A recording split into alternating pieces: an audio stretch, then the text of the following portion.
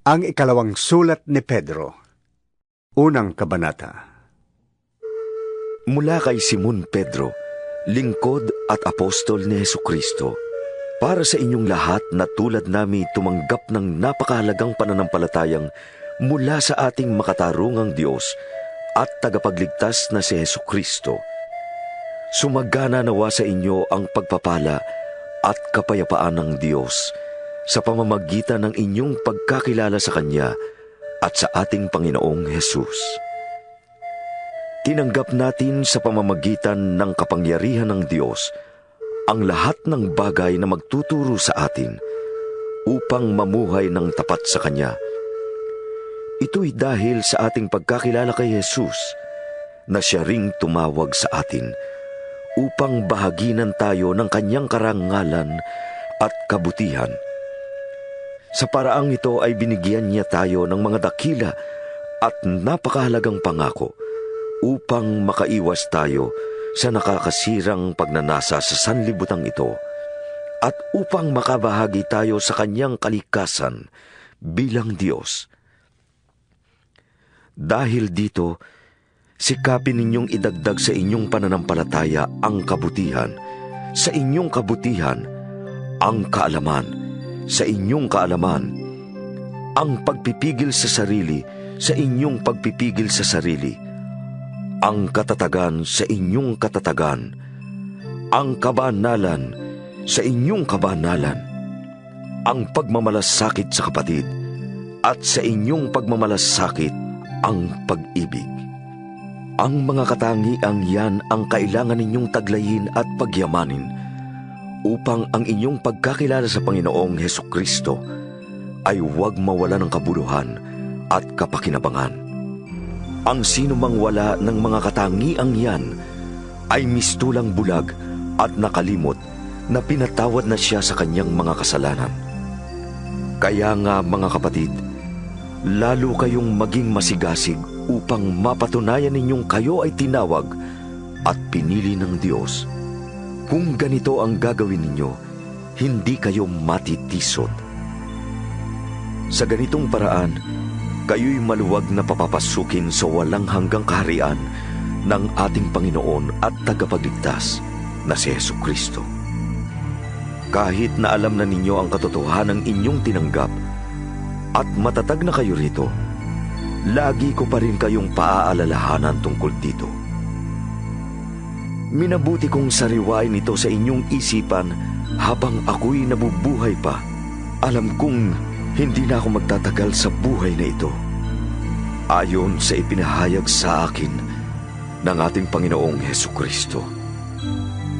Kaya't gagawin ko ang lahat upang maalala pa rin ninyong lagi ang mga bagay na ito, kahit ako'y nasa kabilang buhay na.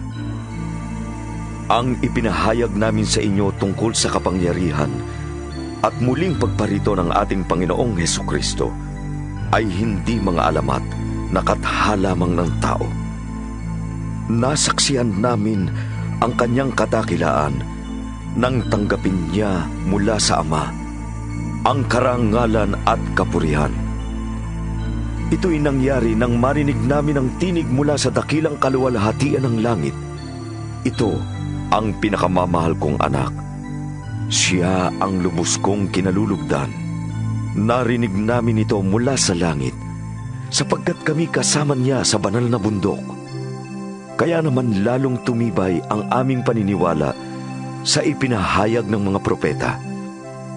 Makakabuting ito'y pag-ukulan ninyo ng pansin, sapagkat tulad ito sa isang ilaw sa kadiliman na tumatanglaw sa inyo hanggang sa sumikat ang araw ng Panginoon at magliwanag sa inyong mga puso ang tala sa umaga.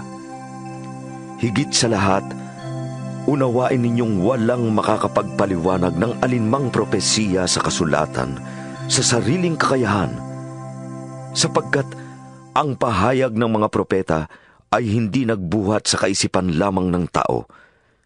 Ito'y galing sa Diyos at ipinahayag ng mga taong nasa ilalim ng kapangyarihan ng Espiritu Santo. Ikalawang kabanata. Noong una, may mga huwad na propetang lumitaw sa Israel.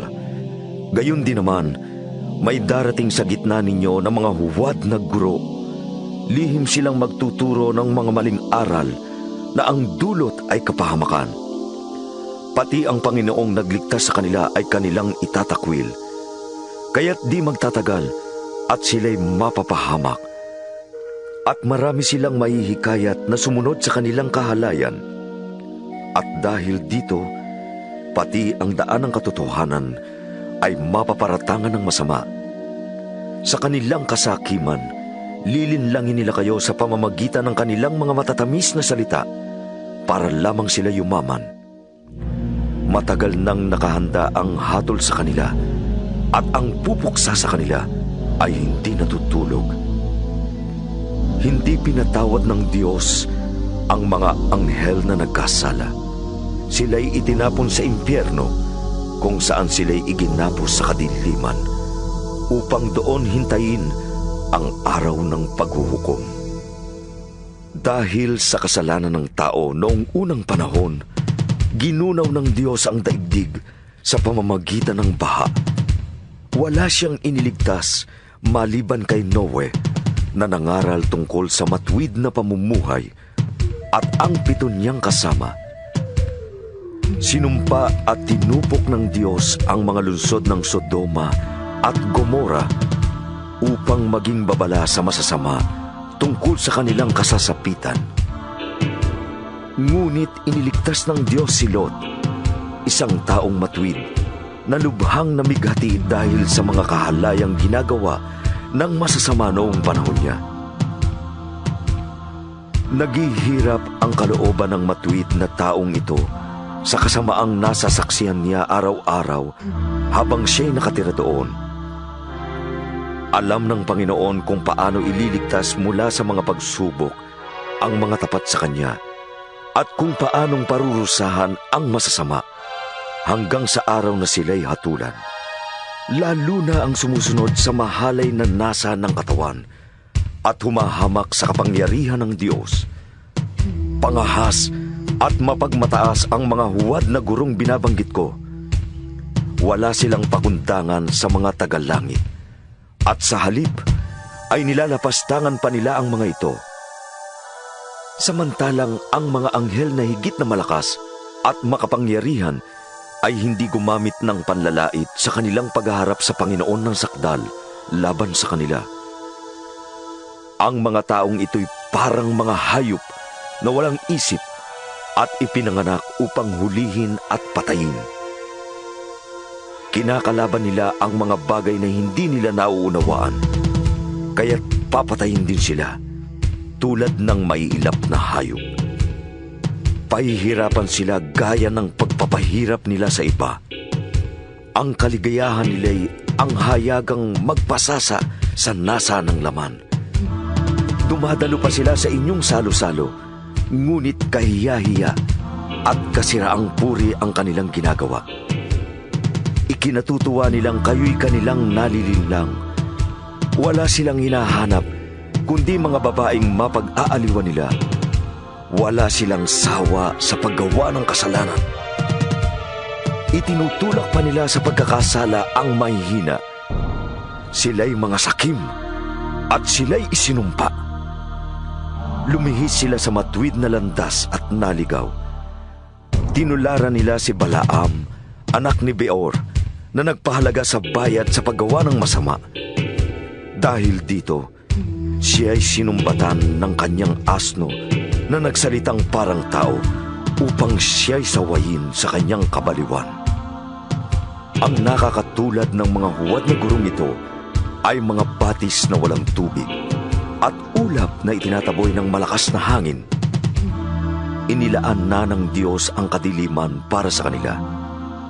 Mataas silang mangusap, ngunit wala namang kabuluhan ang sinasabi. Ginagamit nila ang nasa ng laman upang maibalik sa kahalayan ang mga nagsisimula pa lamang lumayo sa mga taong may likong pamumuhay. Ipinapangako nila ang kalayaan sa nahihikayat nila, subalit sila mismo ay alipin ng kasamaan sapagkat ang tao ay alipin ng anumang hindi niya kayang labanan. Nakaiwas na sa kasamaan ng daigdig ang mga taong kumilala kay Hesukristo ng Panginoon at tagapagligtas. Ngunit kung muli silang maakit sa dating masamang gawain at tuluyang mahulog dito, ang magiging kalagayan nila ay masahol pa sa dati. Mabuti pang hindi na nila natutuhan ang daang matuwid kaysa matapos matutuhan ang banal na kautosang itinuro sa kanila, ay tumalikod sila dito. Angkop na angkop sa nangyari sa kanila ang mga kasabihang, ugali ng aso, matapos sumuka, ay muling kinakain ang nailuwana, at ito namang baboy, paliguan mo man, pilit na babalik sa dating lubluban. Ikatlong kabanata. Mga minamahal, ito ang ikalawang sulat ko sa inyo. Sa dalawang sulat na ito ay sinikap kong gisingin ang malinis ninyong isipan sa pamamagitan ng pagpapaalala ng ilang mga bagay. Alalahanin ninyo ang mga sinabi noon ng mga banal na propeta at ang utos na ibinigay sa inyo ng Panginoon at tagapagligtas sa pamamagitan ng mga apostol na isinugo sa inyo. Una sa lahat, dapat ninyong malaman na sa mga huling araw ay pagtatawanan kayo ng mga taong namumuhay ayon sa nasa ng laman. Sasabihin nila, si Kristo'y nangakong darating, hindi ba? Nasaan na siya? Namatay na ang ating mga ninuno, ngunit wala pa ring pagbabago buhat ng likhain ng mundong ito. Walang halaga sa kanila ang katotohanang ang langit at lupa ay nilikha ng Diyos sa pamamagitan ng kanyang salita. Nilikha ang lupa buhat sa tubig at sa pamamagitan ng tubig. Sa pamamagitan din ng tubig, ginunaw ang daigdig ng panahong iyon. Sa pamamagitan din ng salitang iyon ay nananatili ang mga langit at ang lupa upang tupukin sa apoy pagdating ng araw ng paghuhukom at pagpaparusa sa masasama. Ngunit huwag ninyong kalilimutan ito, mga minamahal, na sa Panginoon, ang isang araw ay 1,000 taon, at ang 1,000 taon ay isang araw lamang. Ang Panginoon ay hindi nagpapabaya sa kanyang pangako, gaya ng inaakala ng ilan. Hindi pa niya tinutupad ang pangakong iyon alang-alang sa inyo. Binibigyan pa niya ng pagkakataon ang lahat na makapagsisi at tumalikod sa kasalanan, sapagkat hindi niya nais na may mapahamak. Ngunit ang araw ng Panginoon ay darating na tulad ng isang magnanakaw. Sa araw na iyon, ang kalangitan ay biglang mawawala, kasabay ng isang malakas na ugong. Matutupok ang araw, buwan, at mga bituin. Ang mundo at ang lahat ng mga bagay na naririto ay mawawala. At dahil ganito ang magiging wakas ng lahat ng bagay, maging masunurin kayo sa Diyos at mamuhay kayo ng banal. Habang hinihintay ninyo ang araw ng Diyos, magsikap kayong mabuti upang madaling dumating ang araw na ang kalangitan ay matutupok at ang mga bagay na naroroon ay matutunaw sa matinding init. Naghihintay tayo ng bagong langit at ng bagong lupa na paghaharian ng katarungan, sapagkat ganoon ang kanyang pangako. Kaya nga, mga minamahal, habang naghihintay kayo, sikapin ninyong mamuhay ng mapayapa, walang dungis at kapintasan. Isipin ninyong kaya nagtitimpi ang Panginoon ay upang bigyan kayo ng pagkakataong maligtas. Iyan ang sinulat sa inyo ng kapatid nating si Pablo. Taglay ang karunungang kaloob sa kanya ng Diyos. Sa lahat ng sulat niya tungkol sa paksang ito, Ganito ang lagi niyang paalala. Kaya lang, ang ilang bahagi sa kanyang mga sulat ay mahirap unawain at binibigyan ng maling kahulugan ng mga mangmang at magugulong pag-iisip. Ganyan din ang kanilang ginagawa sa ibang mga kasulatan, kaya nga't ipinapahamak nila ang kanilang sarili.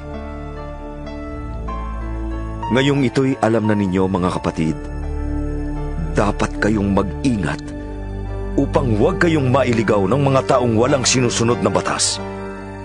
At nang sa gayon, hindi kayo matitinag sa inyong mabuting kalagayan. Magpatuloy kayong lumago sa kagandahang loob at sa pagkakilala sa ating Panginoon at tagapagligtas na si Jesucristo. Sa Kanya ang kaluwalhatian, ngayon at magpakailanman. Amen.